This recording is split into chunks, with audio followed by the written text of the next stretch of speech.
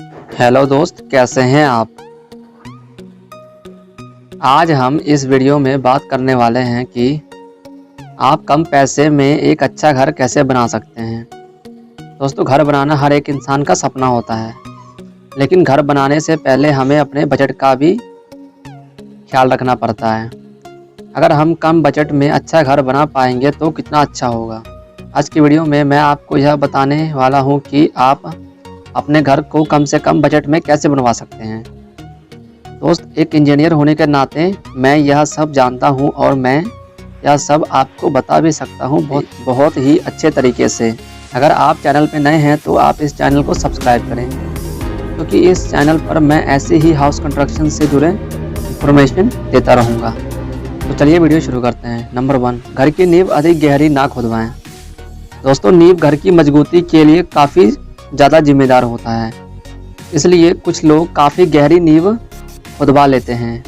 लेकिन मैं आपको बता दूं कि घर की नींव रखते समय काफ़ी सारी चीज़ों का ध्यान रखा जाता है। मतलब यह है कि आपको काफ़ी सारी चीज़ों का ध्यान रखना पड़ेगा, जैसे कि घर के नीचे मिट्टी कैसी है, मिट्टी रेतीली है या उसके आसपास पानी है, या नीचे की मिट्टी बहुत ही सख्त है, चट्टान की तरह। दोस्तों, आपकी जानकारी के लिए बता दूं कि अगर आपके घर की मिट्टी चट्टान की तरह सख्त है तो आपका 2 या 3 फीट के नींव से भी काम चल जाएगा, और इससे आप अपने घर में आने वाले मजबूती से भी कोई समझौता नहीं करेंगे। घर की मिट्टी सख्त नहीं है और आसपास पानी है तो आप 4 या 4.5 फीट की नींव रख सकते हैं। दोस्तों, अगर आप अपने घर की नींव अधिक गहरी रखते हैं तो उसमें लगने वाले मटेरियल्स भी काफ़ी ज़्यादा लगेंगे। इसमें आपका काफ़ी ज़्यादा फिजूल खर्चा होगा, इसलिए आपको अधिक गहरी नींव ना खुदवा कर आपके ज़मीन के कंडीशन के हिसाब से कम नींव को रखकर आपको अपना काम शुरू कराना चाहिए। इससे आप बहुत बड़े फिजूल खर्चे से बच जाएंगे। नंबर 2, लोड बेरिंग स्ट्रक्चर बनवाएं, जिसमें लोहा अपेक्षित कम मात्रा में लगेगा। दोस्तों, आपके मन में यह सवाल उठ रहा होगा कि लोड बेरिंग स्ट्रक्चर क्या है। आपकी जानकारी के लिए बता दूं कि यह लोड बेरिंग स्ट्रक्चर में लोहा काफ़ी कम मात्रा में लगता है, क्योंकि बिल्डिंग का लोड दीवारों से होता हुआ ज़मीन पर जाता है, जिसकी वजह लोहा काफ़ी कम मात्रा में लगता है, जिससे आप लोहे में होने वाले खर्च को बचा सकते हैं। लेकिन लोड बेरिंग स्ट्रक्चर के कुछ माइनस पॉइंट भी हैं। मैं चाहता हूं कि आप इन माइनस पॉइंट को ध्यान में रखते हुए ही लोड बेरिंग स्ट्रक्चर बनवाएं। पहला माइनस पॉइंट यह है कि ऐसे लोड बेरिंग स्ट्रक्चर में आपके घर में कमरे का साइज़ छोटा हो जाता है, क्योंकि दोस्तों लोड बेरिंग स्ट्रक्चर में सारा लोड दीवार से होता हुआ ही ज़मीन पर जाता है। इसलिए इस स्ट्रक्चर में हमें अपने दीवारों का साइज़ 9 इंच का रखना पड़ता है, जिसकी वजह से आपके रूम के साइज़ में फ़र्क आता है।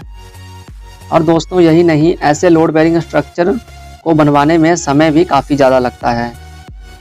अगर आप एक मंजिल के ऊपर दूसरा मंजिल बनाना चाहते हैं तो आपको पहले मंजिल के छत के सूखने का इंतज़ार करना पड़ेगा। जब तक यह छत पूरी तरह सूख नहीं जाता तब तक आप दूसरे मंजिल का काम चालू नहीं करा सकते हैं, जबकि आरसीसी कंस्ट्रक्शन में ऐसा कुछ भी नहीं होता है।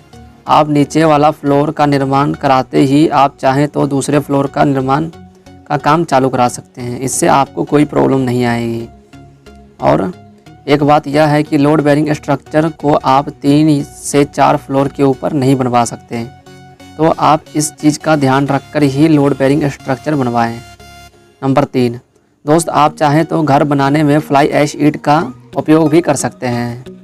फ्लाई ऐश ईंट मिट्टी के ईंट के मामले में काफ़ी सस्ता पड़ जाता है, और इन ईंटों के ब्लॉक से बनी दीवारों पर प्लास्टर कराने की भी आवश्यकता नहीं होती। आप डायरेक्ट पट्टी लगवा कर पेंट करवा सकते हैं, जिससे कि प्लास्टर में होने वाले लेबर और प्लास्टर में होने वाले मटेरियल्स खर्च की बचत होती है, और आप इससे लाखों रुपये बचा पाएंगे। नंबर 4, चौथे नंबर पर जो खर्च आता है मेरी नज़र में, वह खर्च है घर के चौखाट के ऊपर।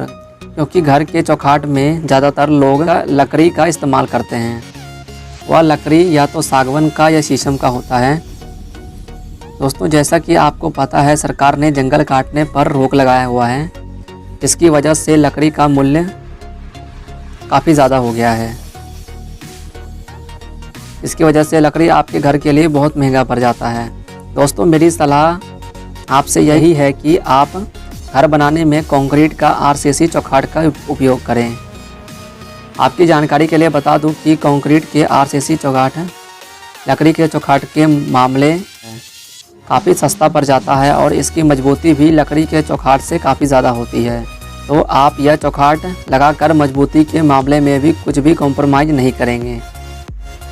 अगर आप और भी पैसा बचाना चाहते हैं तो आप अपने घर में सीमेंट के चौखाट का उपयोग भी कर सकते हैं। नंबर 5, अटैच बाथरूम बनवाएं। दोस्तों, मैंने काफ़ी सारे घरों में देखा है कि लोग नहाने के लिए अलग बाथरूम बनाते हैं और टॉयलेट जाने के लिए अलग बाथरूम बनवाते हैं। अगर आप अटैच बाथरूम बनाते हैं तो दोस्तों, उससे आपको काफ़ी सारे फ़ायदे होंगे। पहला फ़ायदा तो यह होगा कि आपकी जो बाथरूम में लगने वाले कीमती जगह है वह आपका बच जाएगा और आप उस जगह पर कुछ और बनवा पाएंगे। दूसरी बात यह है कि बाथरूम में लगने वाले सामान काफ़ी महंगा पड़ जाता है। दोस्तों, आप इस खर्च को बचा सकते हैं अगर आप अटैच बाथरूम बना ले तो। और दूसरी बात यह है कि घर में काफ़ी सारे बाथरूम यानी कि मल्टीपल बाथरूम ना बनवाएं। दोस्तों, मैंने काफ़ी सारे घरों में देखा है कि लोग मल्टीपल बाथरूम बना लेते हैं और यूज भी नहीं करते हैं। इन बाथरूम में कभी काल कोई चला जाता है, ये यूं ही पड़े रहते हैं। आपको अपने घर में होने वाले ऐसे फिजूल खर्चे से बचना है, क्योंकि बाथरूम बनाने में आप काफ़ी सारा खर्चा आता है, जैसे कि टाइल्स लगाना, प्लम्बर्स का काम, लेबर कॉस्ट, बहुत सारा खर्चा आता है। इन सब खर्च को बचाकर आप एक अच्छी जगह लगा सकते हैं जहां आपके लिए फ़ायदेमंद हो। नंबर 6, एक अच्छा आर्किटेक्ट ढूंढें जिसके बारे में आपको पहले से पता हो, जिसको आप जानते हो और आप उसके पहले किए हुए कंस्ट्रक्शन साइटों पर जाएं और आप उनसे आर्किटेक्ट के बारे में इंफॉर्मेशन लें। जब पूरी तरह निश्चित हो जाएं तो काम पर रखें। हाँ, यह सही है कि एक अच्छे आर्किटेक्ट की सेवाएं लेने में पैसा खर्च होता है, लेकिन कंस्ट्रक्शन कॉस्ट में काफ़ी बचत भी होती है।